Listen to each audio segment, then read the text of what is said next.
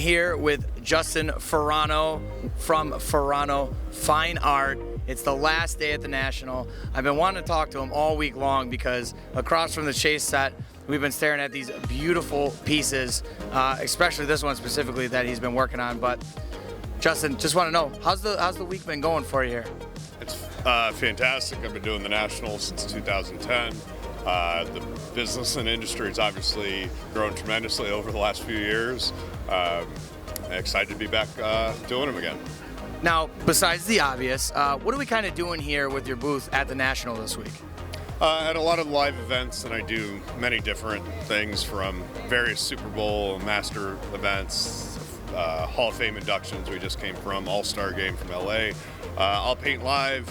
We'll have our display so I can explain kind of the process, how, like the judge, we go from an original painting, which takes me 200 to 400 hours to do. Then we will make a deal with the athlete to sign typically a limited edition, and we just also started doing where I do a sit-down interview actually with the player as well. Now, I want to talk about this one specifically just behind us because we've been watching you work at this all week.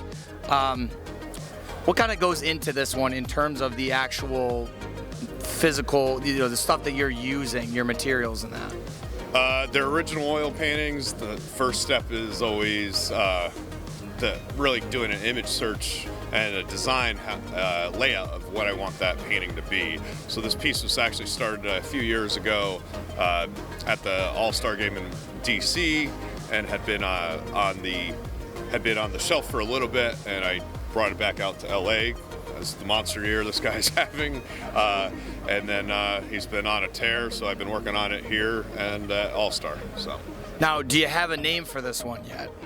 I'm kicking around a couple ideas on that, but I haven't set the exact title for the piece yet. So. Which brings me to my next question. I looked at your website and I see that you have some very creative names for your pieces. For example, the My Way Derek Jeter, and my personal favorite, the Catch of the Year Trout one. So what's kind of the inspiration behind these names? You know, where do you kind of come up with this stuff? I know a lot of these athletes have nicknames and things. My art is different and one of a kind, and I try to have the titles the same way. So I don't want something that everyone's already heard before. I want it to have its own flair. I think it adds another element to my artwork as well as having a great title that really flows with the art. What, in your own words, how would you describe kind of the uniqueness behind your pieces? What sets you apart from the others? Kind of like this judge one behind us, but not only that, some of the others. Well, thank you for the compliments and kind words there. I would say that, I say it frequent, is really, I think it's the concepts I create that are usually about the player, the team, or city they're playing in. I certainly put my own twist on it. But from a talent standpoint, I really add a whole nother level of depth. I mean, you'll see, this is obviously an original here. It's about 90% complete. So those originals take me 200 to 400 hours to create, and then from the original, we do a limited edition, hand signed by the player, sign a number by me, licensed with each of the leagues. You have my serial hologram QR there. You can see like this Mahomes piece is limited to 54 pieces.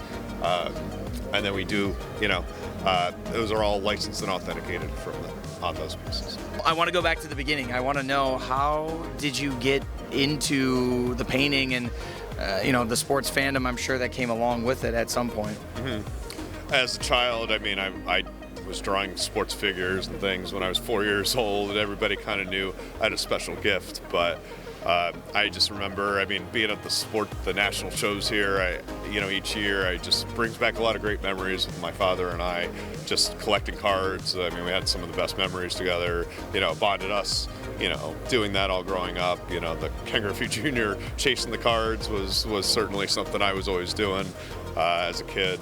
And I started the business back in 2005 and have built and evolved and built the brand, and over the years, it's really transitioned quite a bit from my early years to now.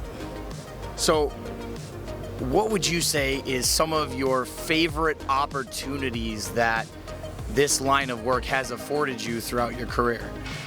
It's taken quite a bit, and I think I would say, not in an arrogant way, but I would say like the 99 point whatever people would have given up for the struggles I had early on. It didn't come from money. It really had to put everything on my own back and had to grind through it. I mean, in the early, there's just a lot to the business side people don't realize.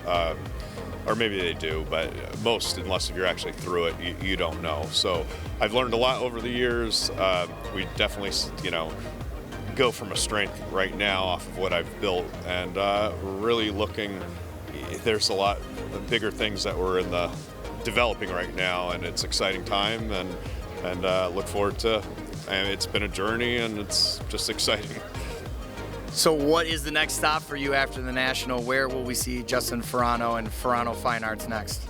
I will take a little bit break because it's been 3 weeks, nonstop on the road. I have some commissions, projects that I'll be finishing up, and we'll be kind of laying in. I mean, we'll be doing a lot of charity galas and things in the fall, but Super Bowl is really the next really big thing that we'll have coming up. So amazing. Well, look forward to that. So last but not least, do me a favor and just tell the folks, where can we find you? Where can we find your work? Where can we find you guys on social media? Sure.